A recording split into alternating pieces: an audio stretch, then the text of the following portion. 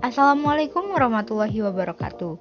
Selamat sore, perkenalkan nama saya Berinda Cisila Azbar, Fakultas Keguruan dan Ilmu Pendidikan, jurusan Pendidikan Geografi Universitas Siliwangi.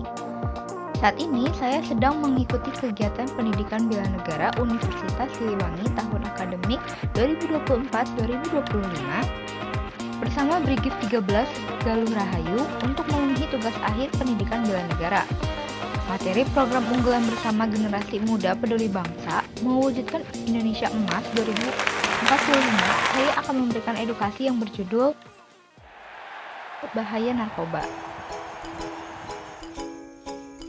Panjangan dari narkoba adalah narkotika, psikotropika, dan bahan adiktif lainnya. Menurut Undang-Undang Nomor 35 Tahun 2009, narkotika merupakan zat atau obat yang berasal dari tanaman ataupun bukan tanaman, baik sintetis ataupun semi-sintetis yang dapat menyebabkan penurunan atau perubahan kesadaran, hilangnya rasa, mengurangi sampai menghilangkan rasa nyeri dan dapat menimbulkan ketergantungan. Sedangkan psikotropika adalah jenis obat yang dapat mempengaruhi fungsi otak, persepsi, pikiran, kesadaran, suasana hati, emosi, dan perilaku seseorang.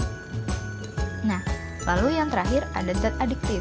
Zat adiktif adalah zat yang terkandung dalam obat-obatan dan bahan aktif yang menyebabkan ketergantungan. Dampaknya menjadi kecanduan dan membuat tubuh ingin mengonsumsinya terus-menerus.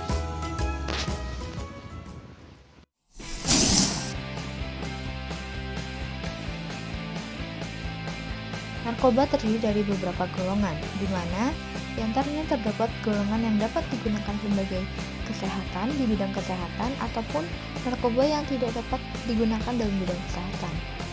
Narkoba golongan pertama adalah narkoba yang tidak dapat digunakan dalam bidang kedokteran, jadi hanya dapat digunakan untuk pengembangan ilmu pengetahuan ataupun penelitian. Karena kenapa? Karena memiliki resiko ketergantungan yang tinggi jika digunakan oleh seseorang.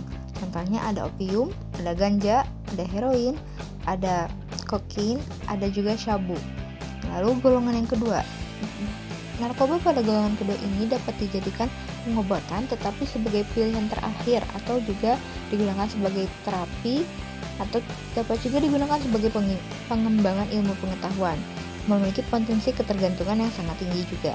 Contohnya ada morfin, ada metadon, ada petinida, dan juga ada orifalvin.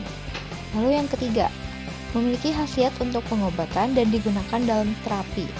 Potensinya ringan sehingga tidak terlalu mengakibatkan ketergantungan. Contohnya ada kodein, ada etilmorfina, ada kodein. Dalam bidang kedokteran, narkotika dapat digunakan, yaitu pada golongan 2.